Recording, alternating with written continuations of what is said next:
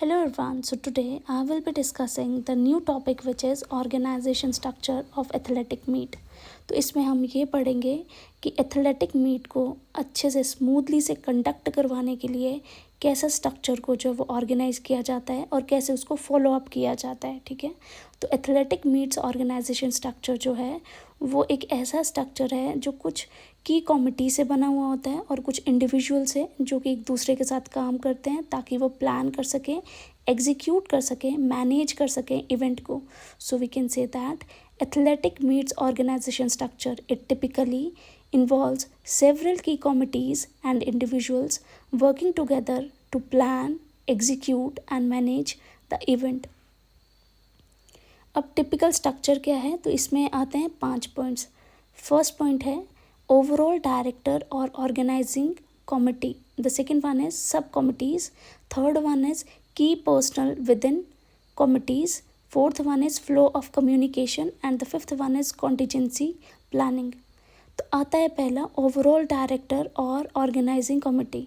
तो ये जो कमिटी है ना, ये रिस्पॉन्सिबल होती है पूरे इवेंट के लिए. ठीक है, ये कमेटी मैनेज करती है इवेंट के गोल्स क्या हैं, उसका बजट क्या रहेगा, उसकी टाइमलाइन क्या रहेगी. ठीक है, और ये कमेटी जो है वो और कमिटीज़ को भी देखती है. ठीक है, उसका जो भी काम वगैरह होते हैं दूसरी कमिटीज़ को उसके ऊपर निगरानी रखती है. ठीक है, so we can say that it is responsible for entire events. The second point is manages events goals, budget and timeline. And number third is oversee other committees.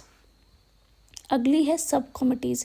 तो इसमें 8 पॉइंट्स हैं. ठीक है, एक first one is publicity and promotion. The second one is venue and equipment.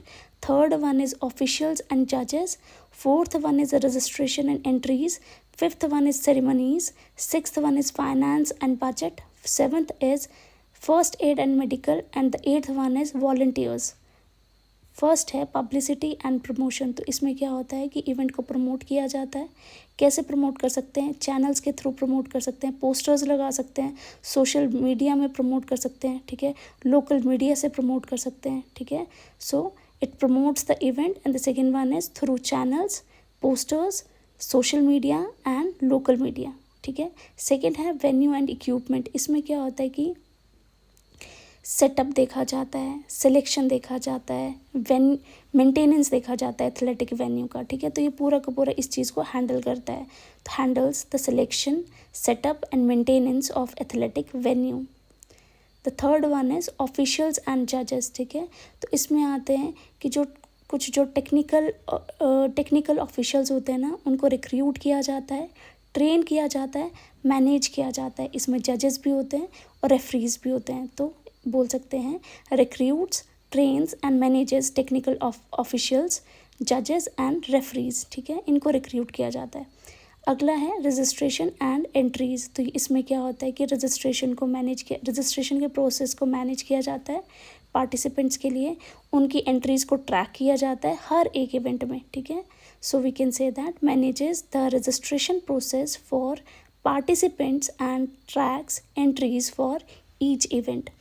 अगला है ceremonies. इसमें क्या होता है कि ओपनिंग और क्लोजिंग सेरेमनी जो है वो ऑर्गेनाइज करी जाती है. विक्ट्री सेरेमनीज़ को ऑर्गेनाइज करते हैं ये. ठीक है, so we can say that organises opening, closing and victory ceremonies. Sixth one is finance and budget. इसमें क्या होता है कि इवेंट का बजट जो है वो मैनेज किया जाता है, एक्सपेंसेस को हैंडल किया जाता है और इंश्योर किया जाता है कि प्रॉपर फाइनेंशियल रिकॉर्ड बने. ठीक है, so we can say that manages events budget, handles expenses, ensures proper financial record. Seventh one is first aid and medical. तो ऑन साइट जहाँ पे भी इवेंट हो रहा है ना, वहीं पे ही मेडिकल सपोर्ट जो है वो प्रोवाइड किया जाता है. तो provides on site medical support. Eighth one है वॉल्टियर्स. तो इसमें भी क्या होता है कि वॉल्टियर्स को ट्रेन किया जाता है, रिक्रूट किया जाता है, मैनेज किया जाता है वेरियस टास्क के साथ. ठीक है, तो recruits, trains and manages volunteers to assist with various tasks. Third जो स्ट्रक्चर है वो आता है हमारा की पर्सनल विद इन कमिटीज़. तो इसमें आते हैं अनाउंसर्स. सेकेंड आया call room manager. Third one is starters. Fourth is score keepers and the fifth one is communication. तो फर्स्ट है अनाउंसर्स। तो अनाउंसर्स क्या करेंगे, रिजल्ट को अनाउंस करेंगे, स्कोर को अनाउंस करेंगे और एथलीट्स को इंट्रोड्यूस करवाएंगे। अगला है कॉल रूम मैनेजर। तो ये कॉल रूम में जो मैनेजर होता है ना, ये कॉल रूम को मैनेज करता है, ठीक है, जहाँ पे एथलीट्स जो हैं वो अपने आप को प्रिपेयर कर रहे होते हैं इवेंट के लिए। स्टार्टर्स में क्या आता है, जो कि स्टार्ट करता है रेसेस को और इंश्योर करता है कि किसी भी तरीके की कोई जो है बिल्कुल फेयर स्टार्ट हो पाए, ठीक है, कोई चीटिंग ना हो पाए इसमें। अगला है score keepers and timers.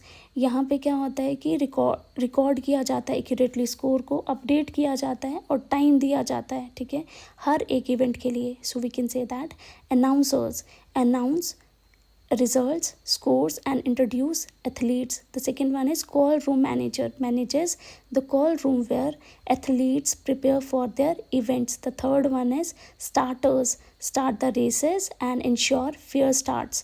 Fourth one is scorekeepers and timers, accurately record and update scores and times for each event. अगला आता है कम्युनिकेशन। तो यहाँ पे क्या होती है, क्लियर कम्युनिकेशन होती है कमिटीज़ के बीच में और इंडिविजुअल्स के बीच में, इसको इंश्योर किया जाता है। So ensures clear communication channels between all committees and individuals. अब जो फोर्थ है स्ट्रक्चर वो आता है फ्लो ऑफ कम्युनिकेशन, ठीक है।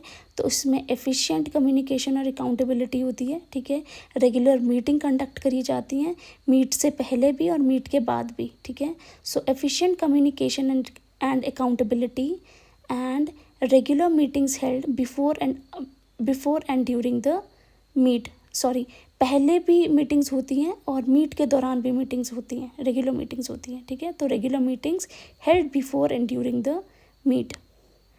अगला है फिफ्थ कॉन्टीजेंसी प्लानिंग। इसमें क्या होता है कि बैकअप प्लान्स बनाए जाते हैं, ठीक है, ताकि कोई ऐसी अनएक्सपेक्टेड सिचुएशन आ गई, जैसे मौसम ख़राब हो गया तो क्या किया जाएगा उसके लिए। So backup plans are developed to address unexpected situations such as weather issues. Conclusion में ये बोला जा सकता है कि ये ऑर्गेनाइजेशनल स्ट्रक्चर जो एथलेटिक मीट का है ना, वो एक हायरार्कियल सिस्टम है, ठीक है, जो कि हर एक इंडिविजुअल को उसके रोल्स और रिस्पॉन्सिबिलिटीज़ देता है ताकि